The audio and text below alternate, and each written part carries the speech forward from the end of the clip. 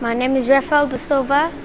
My age is 10 years old and I'm from Edenvale. I feel like I'm gonna win and try and get past and try get slipstream.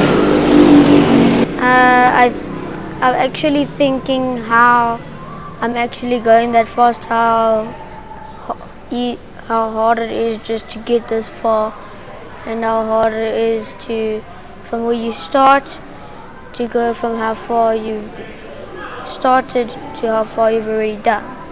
I've been racing since 2019, so 3 years. My favorite memory is how I get past people, how I actually get this slipstream to get a faster time than them. Yes, my one favorite race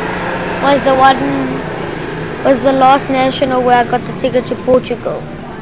I'm excited. I can't wait to go see my dad's friends and my friend. And I can't wait to go see how it feels to race at Portimao. Yes. What's your favorite team? My favorite team is Ferrari. Is that why you dress in red? Yes. I don't know. My track I haven't discovered yet is Portimao, so it definitely is Portimao. My favorite track in South Africa is Cape Town. Well, Cape Town is a cool track. It actually reminds me of how hard it is actually to race these fast guys. My dad helps me on all of this. Fernando only helps us when we actually need help with, like if we only go into this track, we need his help. She thinks this is kind of a scary sport, because now when she drives a go-kart, she feels like she's gonna fall out. She does like it, she just doesn't want to do the sport because she feels like she's gonna fall out. Most hard thing on track is actually trying to get the best time, trying to learn how to go faster and faster, and going around the sharp corners on the track. It's very difficult because now when someone's behind you, you're under pressure and it keeps you under pressure. As soon as you make a mistake, he goes past you. So Rafael, at a young age, at about 2 years old, his first word was mom. Actually, before 2, his first word was mom, and then his second word was car. Thereafter, he knew all the cars in terms of their badges, and he was extremely excited about knowing all the various cars. Thereafter, then he always played with cars, and we realized that he loves sport. He loves cars, anything with a motor, anything with a sound that is like a motor, what's in a motor. And my cousin one day mentioned to me that we should go to the track and go look at go-karting, and I didn't realize there was go-karting for kids at such a young age. So in July the 23rd, 2019, we bought his first go-kart, which is a Bambino, and he raced his first race in August 2019. He did come last, but it was an amazing experience to start his motorsport career. Yes, it definitely is a family sport. It reminds me of when we were kids, the whole picnic environment where you go to the track, you take your camping chairs, everybody brings something to snack on, and while the kids are on the track, you're supporting them. When they're off the track, you chat and you relax, and it just gives you that peaceful environment. No iPads, no phones, and just back to old school.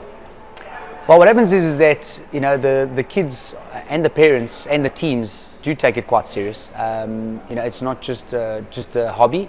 Motorsport is something that you want to try and get better at all the time. You want to try and get your kid to win. That's really what the prize is, and it's difficult because sometimes, as much as you prepare, you can think you've done all your preparation, and unfortunately it doesn't work out the way you think it is. But motorsport, in my opinion, is it's the same as life. You can prepare as much as you want, and sometimes it just doesn't work out. So as much as it's great to race with the kids, it's also a learning thing for the kids where they realize that life is about ups and downs, and racing is about ups and downs. You can come first today, and tomorrow you can come last. But it's not about the first, it's about when you come last and how you get it back up to come first again. So we do have sponsors. I think what happens with this particular sport is you can go extreme, and there's various ways. We do it differently to a lot of people. So we do it where I'm Rafael's mechanic. We practice before the races. We try and get setups on the karts to understand what the track needs, what setup it needs, tire pressure, jetting, all these various things to make it work. And we work as a team to try and get there. On race day, we use another Portuguese man by his name is Neil Basilio from NBR Karting. He assists us on technical advice. That's our strategy. If you compare it to the rest of the majority of the other people who compete, they are in teams. To explain a couple of the teams, some people are part of a team where they've got world champions that are either teaching them or coaching them, and those are the people that are doing setups. You've got the Toyota Academy team, and that comes at a much higher cost, but at the same time they've got the experience, they've got the knowledge, and you'll definitely get your results faster than what we can get as individuals.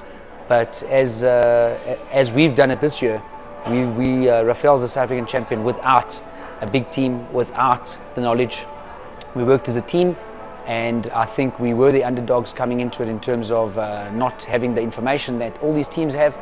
But to me, it's perseverance, working as a team. That's the difference. There is, it's not difficult, so it's not easy. So funny enough, I'll give you an example. We raced at Swartkops, the last race of the season for the South African Championship, and it was an extremely tough day for us. It was really hot, a lot of grip on the track, a lot of rubber, and we thought we had the right setup.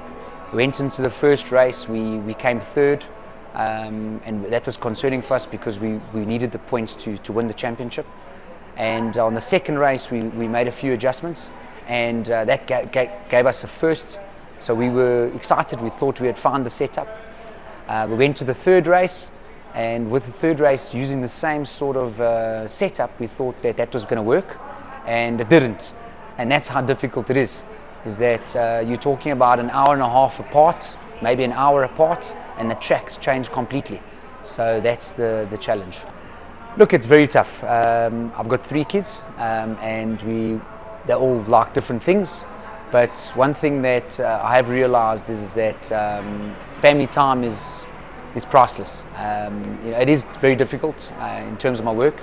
We do take days off, because when you come to the track and practice, it's a whole day. It's not a 1 or 2 or 3 hour thing. It's not something that you can say I need leave on particular days. It's tough. It is difficult. But at the same time, you realize that the time you put in with your kids, there's something that you can never get again. By the time they're older and they're 19, 20, and they're studying and they've moved on with life, these are the memories I'm going to have, and hopefully those are the memories that they're going to have. Well, it's not my plan. I've never been into motorsport. This is his plan, and I'll follow him as much as he wants, and I'll support him and motivate him. We are going to the World Finals now in Portimão in Portugal, where because of the South African Championship, the win, and we're going to be competing against the rest of the world. And I think it's going to give us a good indication of where we're at in the world stage, and who knows where we can go from there. Hopefully there will be some doors that will open and make us realize which way we need to go. One way or another, whatever he wants to do, I'll follow. So with the Portugal race, it's actually a very nice series. What's happened is that with the South African Championship win and part of the Rotax series, because he won the African Open, he actually got the ticket to fly, so there's no cost for him there. And because he won the South African Championship, when he gets to Portugal, he gets the go-kart, he gets the tyres, he gets the petrol, he gets everything free. There's nothing that he actually needs there. Next season we're hoping to do well, and hopefully we can do well in Portugal, and we'll look and see what sponsorship we can try and secure for next season's championship.